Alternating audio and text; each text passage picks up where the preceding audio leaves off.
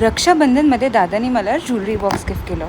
तर मी विचार केलं की माझे जे ज्वेलरी आहे ते मी अरेंज करते या बॉक्समध्ये. तर चला बघूया मी कसं अरेंज करते. स्टार्ट केलं बांगड्यांनी. माझे हिरवे बांगड्या आणि माझे कडे आणि माझे जे फॅन्सी बँगल्स आहेत ते मी या बँगलच्या रॅकमध्ये अरेंज करते. तर साधारण 6 महिनेच राहिले आहेत माझ्या लग्नाला आणि मला खूप सारे प्रिपरेशन्स अजून करायचे बाकी आहेत. पण ह्या बॉक्समुळे माझं काम थोडं इझी होणार आहे, कारण मला सगळ्या गोष्टी एकाच जागी भेटतील जे मला गरजेचे आहेत. तर हे आहे इयरिंगचं रॅक.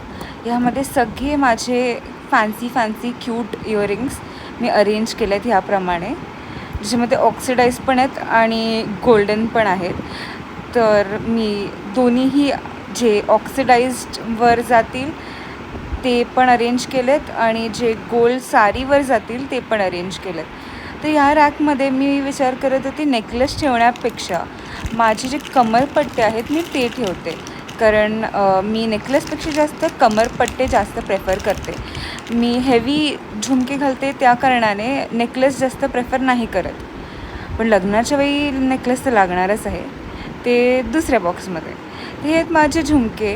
हे कदाचित मी नवरात्रीला घालेन, कारण हे खूप सुंदर असे सिल्वर झुमके आहेत.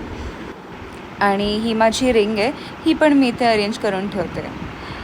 तर असं माझं पूर्ण vanity slash jewellery box ready झालेलं आहे. तर मला काही हवं असेल तर मी झटपट ह्याच्यामधनं शोधून घेईन. तर नेक्स्ट टाईम मी माझं मेकअप कलेक्शन दाखवेन. चला बाय.